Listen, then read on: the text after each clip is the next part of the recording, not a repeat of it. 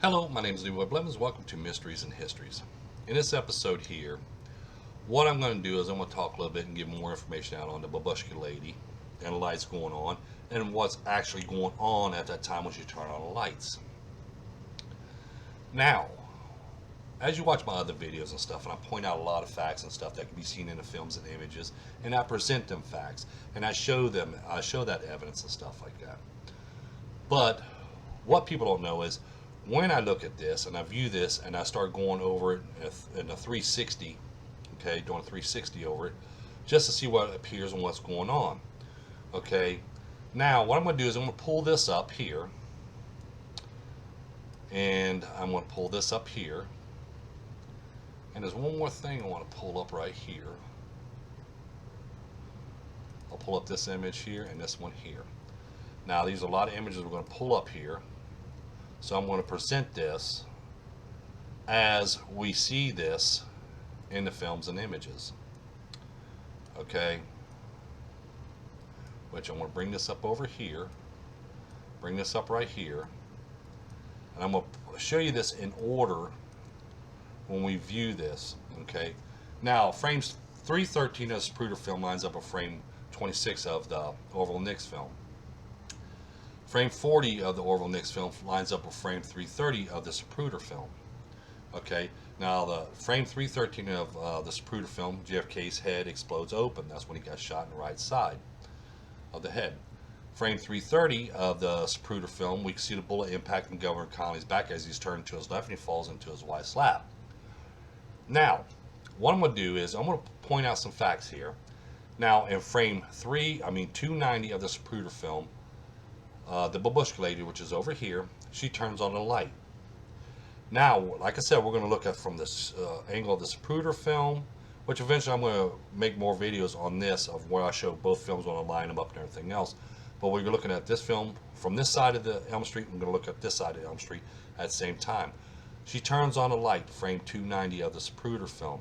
As soon as she turns the light, we see in the Orville Nix film, Mrs. Setzman comes up and covers up Mr. Zapruder's ears. She starts it in frame 23 of the Orville Nix film. She starts bringing up her hands and covering up Mr. Zapruder's ears, and they're fully covered by frame 224 or 225 when her hands is there. But I see here where they show her arms more extended right here by frame 52. Okay, so the light comes on. Mrs. Setzman comes up, brings her hands up and covers Mr. Zapruder's ears. Then in frame 26 of the Orville Nix film, a shot is fired from the window of the shelter that's behind Mr. Zapruder and them, and that bullet strikes JFK in the right side of the head, and JFK's head exploded open. Then in frame 40 of the Orville Nix film, the second shot is fired, which strikes Governor Connolly in the back, and he falls forward into his wife. Goes to the left into his wife's lap because he was turning to his left when he got shot. So, people, that's why when I talk about this and people don't understand, she is signaling the two gunmen inside of the shelter. To me, I don't think she was taking any images that day. She was just there using the camera as a decoy. So people think when they look at her, she's taking images and stuff, because sometimes she's behind the Mr. I think his name's Bremen, and his son. Okay, so she's filming the whole time. If you see her with that camera, but she waits till she gets a certain location, then she turns on the light. If you watch my other videos, you'll see the angle and stuff where the gunman, which is up on the hillside, they can look down and stuff like that, and they can see it. So she turns on the light. Mrs. Setzman covers up Mr. Zapruder's ears. That's what starts to make me think, why all of a sudden she starts covering Mr. Zapruder's ears? Before, when I was looking at this, she was covering Mr. Zapruder's ears, and then the shots were ringed out. It was like it's timed. But then when I found the babushka lady turn on a light, and I fit that into this, I was like, okay, babushka lady turns on the light, then Mrs. Setzman covers up Mr. Zapruder's ears, now shots are being fired. So is it in order? When we look at that, light comes on, ears get covered, shots being fired. Do you see what I'm saying? So when we look at it at a 360, then we have more answers to our questions that we have. We come up with our, that we can come up with. Now we have the answers because now we can look at a full view of a 360 now because the light comes on, Mrs. Esmond covers Mr. Zapruder's ears, 2 shots start ringing out behind him. You see? So now we get the full story, and we know where these shots make contact with JFK's right side of JFK's head. It opens up in Governor Connolly because we can see the bullet impacted in Governor Connolly's back. So see, now we have them answers. Now I want to point out this. Let's see. Which here is a shot as we see in the Orville Nix film. We can see the gunman's head. We can see the rifle fire. We can see his rifle here. We can see the rifle fire. We see the sparks, and we see that smoke. Same thing as we see in the Orville Nix film for the second shot from the gunman on the side of the shelter. We can see the top of his head, his hair right here. We see the rifle fire. And we see that smoke trail. So see, we know definite 2 shots came from shelter number 3. And as I point out, the light came on as a signal by the babushka lady. Mrs. Esmond covered Mr. Zapruder's ears, and then the shots rang out. Now, people said to us, well, there is no gunman, which was made comments as well. There is no gunman inside the shelter because they'll pull up this image right here and says, see, there's no gunman right here. Okay, there's no gunman right here, so there is no gunman inside shelter number 3. As I point out in my research, and if you look at my research, you see this guy right here, which they call the so-called, what do they call him? Dogman. I think it was Dogman they call right here that they said. Okay, was one of the gunmen. But I show you by when you go time frames and stuff, you place when the images were taken, everything else. It's actually this man here is actually the 3rd man that we see in Mormon photo. If you see right here, the Mormon photo, which I'll zoom in right here. Okay, we have these guys right here. Let me bring up this one right here. Okay, we have 3 men right here. We got this gentleman here, this gentleman here, and this gentleman right here. Well, when this image was taken, this guy was still walking down the steps, as you see right here, which I'll zoom in a little more. This guy, because you see there's only one gentleman here, that's him right here, if you watch my cursor. This gentleman here is already down here. This gentleman right here is now starting to walk down the steps, and he gets in this location here when Mary Mormon takes her image. So he's not really down there at that time when this image was taken. But I want to point out something here. So we're going to close this one back out, open this back up. Now, for a gunman, okay, do you think a gunman is going to stand right out here in the open and say, hey man, let's do some vogue? Okay, here's the rifle, let's do some voguing.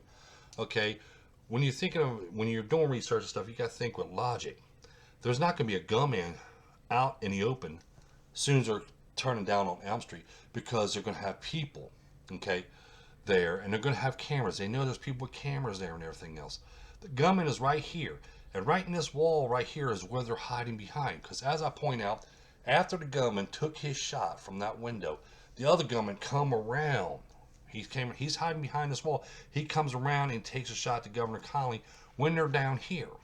If you watch my cursor, when they're down in this location here, if you watch my cursor, this gunman is right behind there. And after this gunman here takes his shot, he comes around, as you see in there, and he comes around and he takes his shot. Okay, so they're not going to be out in the open. Okay, people wants to keep on saying this and saying that. They're going to look at one image, but they're not taking it in time frame of, well, when this image was taken. Well, it was taken as soon as they turned down on Elm Street. They're not taking that in consideration. You can see this guy still walking down right here. They're not taking consideration. Okay, they think everybody's already in their positions and everything else, and that these gunmen is going to stand out in the open while people's taking pictures of stuff, because they're going to say, hey, there's a gunman right there. If they first turn down Elm Street and there's a gunman standing out here in the open, he's looking through the window at this point. He's trying to get a bead on JFK from the window. Okay, just like I tell people, and they're sitting there saying, well, like some of the questions asked, when you take a rifle, which I'm going to pull this up right here, you take this rifle here, and you're looking at it through a scope, you're keeping a bead on JFK. Remember, you're keeping a bead on JFK. All right. Now, you have your second point man, which is next to you. He's going to look out that window a little bit, out of side view. Okay. He's not going to come around to the side, because they don't want nobody knowing they're there at that point until they start taking their shots. So he's going to look through that window as well. And if you watched in the image, you'll see there's 2 spots in the window here that's like, looks like it's deformed, which is not deformed. It's just somebody's aiming out of it, out of this window here. As you see, they're completely squared and stuff, but you see a little deformity right here and a little bit right here because you got one guy aiming a rifle out here and one guy looking out through here. So what he's going to do is he's going to sit there and see that light coming on, because remember, the sniper that's going to shoot JFK, he's got his eye through that, looking through that scope, and he's keeping a bead on JFK. As soon as that light comes on, all that gunman has to do is tap him, and he takes, as soon as he feels that tap, like tap, he just takes his shot. Okay, that's an old trick that assassins used to do. You know, they have their spotter looking for a signal. Once that signal's gone, once that signal comes up, they tap that certain person either on the back, on the shoulder, or on the leg. As soon as they feel that tap, they take their shot, because that gunman is going to keep his bead and his eye on that scope to JFK. Okay, so they're going to have a spotter. So this gunman, the second gunman here, not only was he a spotter to let him know to take the shot, but he also came around and took his shot as well. Now, a lot of people keeps on talking about the walkie-talkies. But before we go into that, let's do this right here real quick. I'm going to show you something, some more information that nobody knows about. Okay, JFK was shot at frame 313 of the Zapruder film. Okay, frame 330 was shot, okay, of Governor Connolly.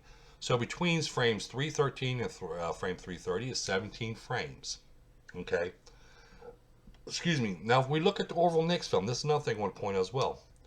Remember, Mr. Zapruder was filming in slow motion, so his frames are going to be a little bit slower. So we're going to add an extra couple frames or so on there, because he's not filming at normal speed. Now we have Orville Nix is filming at normal speed. Okay, frame 26 shot, frame 40 shot. There was 14 frames in between both of them shots. From frame 26 to frame 40, there's 14 frames in between. Okay, like I said, he is filming at normal speed. Mr. Zapruder's filming in slow motion, so he's going to have to add an extra frame or 2 or 3 frames, or even up to 4 frames on it, because he's filming in slow motion.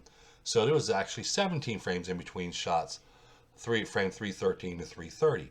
So that's almost lined up as well, but it's off by 3 frames, like I said. But Mr. Zapruder was filming in slow motion, as Orville Nix was filming in normal speed. So that's why we have that 3 frame difference. Now, like I said, we have, as I point out, we see there is no, the gunman is hiding at this point. When it first turned down Elm Street, he's hiding behind this pillar right here of this shelter. He's not going to be out voguing or waving his rifle around stuff to warn him, because you see these guys, these Secret Service agents looking around and stuff like that, and looking this way. If they had seen that gunman, if that gunman was out there in the open, they would have seen him speed up, or they would jump on JFK right at this point here. So he has to stay hidden until a certain time. Now, like I said, we're going to talk about a walkie-talkie. Okay. As I point out in my research, and if you see by the time frames of the shots and stuff like that, we have the gunman on the 2nd floor of the county records building. He took a shot to Governor Connolly. I mean, JFK first, then Governor Connolly. So he knew he took 2 shots, and he knew both of his shots made contact with JFK and Governor Connolly. But now we have 2 gunmen inside of shelter number 3. Now, if there was communications or walkie-talkies, like a lot of these researchers want to put out there, so they can say, you know, get that little mix in there and that little razzle-dazzle and that little bit of more drama in there. They had this whole thing set up, you know, walkie-talkie stuff. He could communicate with these 2 gunmen here, which they would never took no shots, as I point out in my research. But this, by them taking their shots, by this even same gunman here on the 2nd floor of the county records building, take 1 shot to JFK, 1 shot to Governor Connolly. He knew both his shots made contact, because the last 2 shots he took was distract shots to the steps and to the sign. No more shots to JFK, no more shots to Governor Connolly, which he had time to take more shots if he wanted to. But he knew he had to headshot JFK, and he knew he shot Governor Connolly. Now, these 2 gunmen, also this gunman here, took a shot at JFK. His head opened up. Okay, so why did this gunman right here had to come around and take a shot? Because he had to shoot Governor Connolly as well. Because Governor Connolly had to be shot as well. So you have to have assassination of not only JFK, but Governor Connolly. Because now we have 2 different gunmen in 2 different locations. 1 gunman over here taking a shot at JFK and Governor Connolly. 1 shot over, 2 gunmen over here. 1 gunman taking a shot to JFK. 1 gunman taking a shot to Governor Connolly. And they didn't have no communication between either one of them. because there was no walkie-talkies. Because if they had walkie-talkies, which I point this out in my research and stuff all the time, if you use a walkie-talkie in a JFK assassination, them signals are going to be picked up. Okay, they're going to be picked up. So they're not going to have no radio communications whatsoever. That's why they had a point lady out there, which is called a babushka lady, that let them know when they should take shots. She's B-10, she's filming, she's still seeing JFK still sitting upright, and Mrs. Kennedy's still holding him upright and everything else. So to her, she knew to push the light to come on so they could take their shots. Because this is what they're looking at. This is their communication right here. No walkie-talkies. This is communications by lights. So they know when to take them shots. That's communication. So this proves that there was no walkie-talkies there. Now, as I point out in my research, I go into a lot of details. I had to find the answers. This is what people want. They are tired of the stories. They are tired of all these old false claims and all these rumors stuff. I go into details because I have to find them answers. Even though you find one answer, you got to figure out why. Just like I pointed out, we have the babushka lady. We have the... I'm going to just pull up these... let's do it this way. Let me close this one out. I'll pull up this frame, and then we're going to pull up this frame again. Okay. Which I'm going to show you. Pull up this. Pull up this. And then we're going to pull up this. Okay, we're going to do this one more time right here. We have to find answers. And the only way we can find answers is by looking for those answers. So when I sit there and I see Mr. Zapruder, Mrs. Setzman sitting there, and she's covering up his ears. So when we fit this in time frame now, and then we look at a 360, now we know that this light here had to be a warning light to let them know to take their shots. And here's the reason why. Because we see the warning light go on in the Zapruder film of the babushka lady. We see Mrs. Setzman coming up and covering up Mr. Zapruder's ears. And we see the two shots start being taken right behind Mr. Zapruder. Now this makes me think of who was behind it. Mrs. Setzman had to know the babushka lady. She had to. Because the light comes on, she covers Mr. Zapruder's ears. Why? Because there was two gunmen, as we see in the films and we see in the images, there was two gunmen inside of shelter number 3. And there was 2 shots fired from that location. Not only they could be seen in Orville Nick's film, but they could see in the Bronson film as well, the shots being fired and stuff. Okay? So 2 shots were definitely fired from Mr. Zapruder. And we have the eyewitness accounts, which is the Newmans. And even Mr. Zapruder said the South's been behind on air on live TV. He makes these claims. But then he changed the story later on down the road. Even Mrs. Setzman does as well. She says no shots were behind him. But why did she cover up his ears? That's what gets me. The light comes on. She covers his ears, and all of a sudden shots ring out from right behind him. Okay, now she has a scarf on. Who knows? She might have earplugs in her ears. She was up there to hold Mr. Zapruder. This is why I said when you look at a story that's told, and you start asking questions, like I said, everybody's a suspect. Everybody knows this in any murder case. Whoever was there is always a suspect. Okay, they're suspects until they're proven innocent because they want to figure out what's going on, who's doing this and who's doing that. Am I correct? But we see the babushka lady turns on light. Mrs. Setzman covered up Mr. Zapruder's ears, and all of a sudden shots ring out from behind him. Mrs. Setzman has to be keeping an eye on that because Mr. Zapruder can't, because Mr. Zapruder's concentrating on filming because he's got the camera to his face, so he's concentrating on filming. So he can't look out and see if there's a signal or not. So Mrs. Setzman is out there holding him, and all of a sudden she looks over, she's keeping her eye on the babushka lady. That's what she has to be keeping her eye on, because as soon as that light comes on, her hands are coming up, covering up Mr. Zapruder's ears. And the next thing you know, shots are being fired from behind him. So who was actually behind the assassination? Was there more people there that day? So you see, there's a lot of questions now coming out. There's a lot of things being revealed right now. Okay? They had to know the babushka lady. Why would Mrs. Setzman bring up her hands and cover up Mr. Zapruder's ears? These are claims that we can see in the films and images. Okay?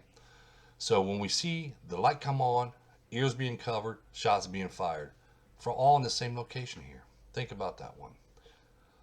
But like I said, in my research, you have to look for details. Just like people comes up with a false claim about this guy right here that could be seen in Orville next film, he's a gunman.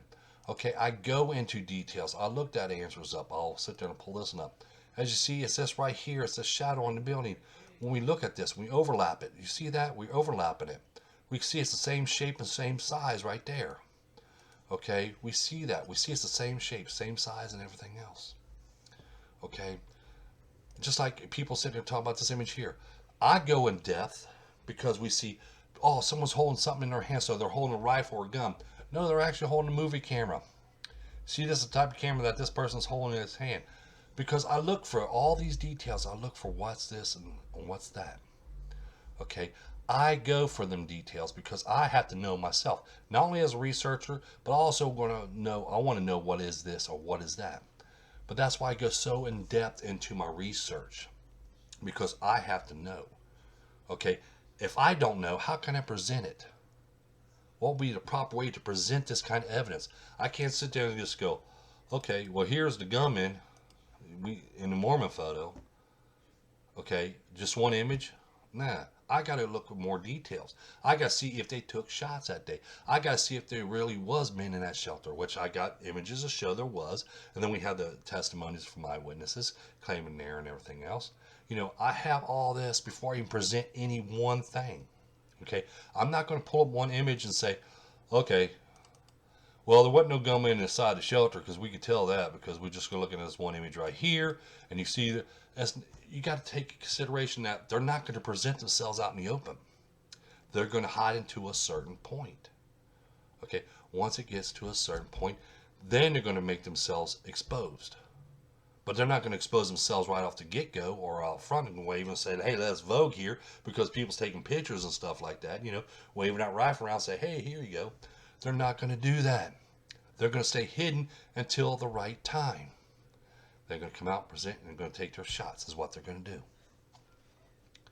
Okay, when it comes to JFK assassination, instead of questioning things, consider and thinking about it.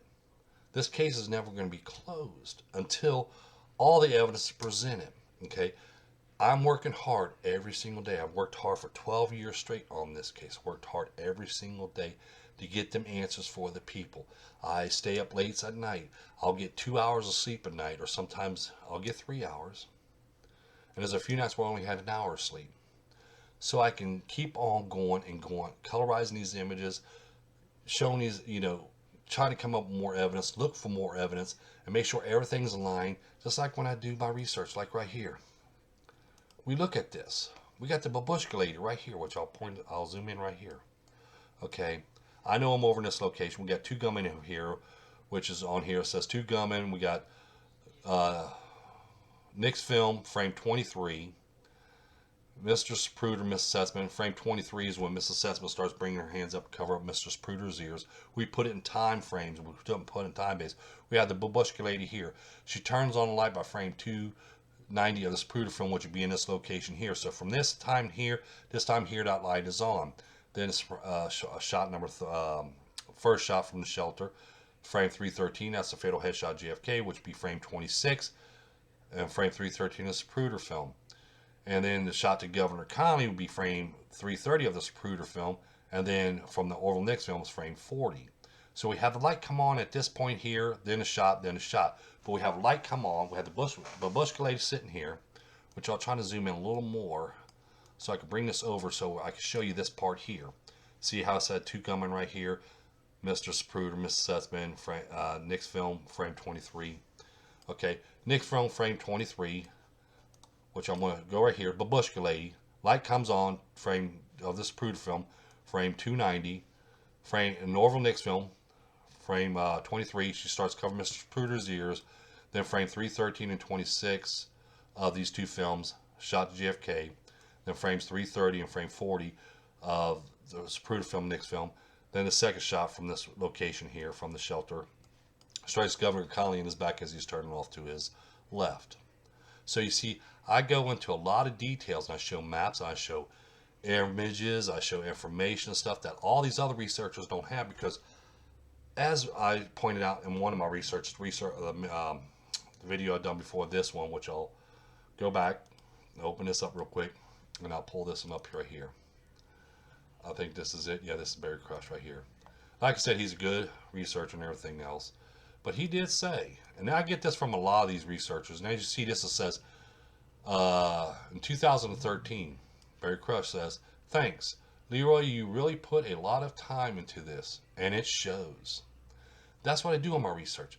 I put a lot of time into my research because I had to find the answers for people. Okay? Because people want to know the answers. They want to know the truth of what actually happened that day. Like I said, I present evidence that I find, evidence that we can see, not just a story or, a theory. I present what can be seen. And as I present it here. Okay? I hope this answered a lot of questions and stuff like that, because I get questions asked. I have to answer questions every single day since I started making my posts on JFK assassination. Other researchers don't have to. They present their stuff and they present their theories, they present their stories, and that's all they have to do. As I point out in my video before I made this one, an eyewitness doesn't want to answer no questions. Questions are asked of them, they don't want to answer it. They're going to block and say everybody's crazy, everybody's nuts. They're going to block you and everything else, so they don't answer them questions, because they know one or two people they don't have to answer to or anything else, because they already know they have their fame, they already know they have their glory, they know they're making the money. So people's going to look at them and says, oh, they're going to be telling the truth because they was there. Okay, but I just want to make this video here, give out more information and everything else like that about the two gunmen and the shots, about the babushka lady turning on the lights, and give you a little bit more perspective on actually what happened. She turns on light, Mrs. Sessman brings up her hands, cover up Mr. Spruder's ears, and then the two shots start ringing out from behind them. Don't forget that like button, don't forget to subscribe, don't forget to tell your friends about us, share this information with your friends, your relatives, and stuff on social media and stuff, so other people knows this information. Always in the description down below, you're going to find a site where you can own my book, Evidence of Conspiracy, the only book you ever need in JFK assassination. Thank you, and have a pleasant day.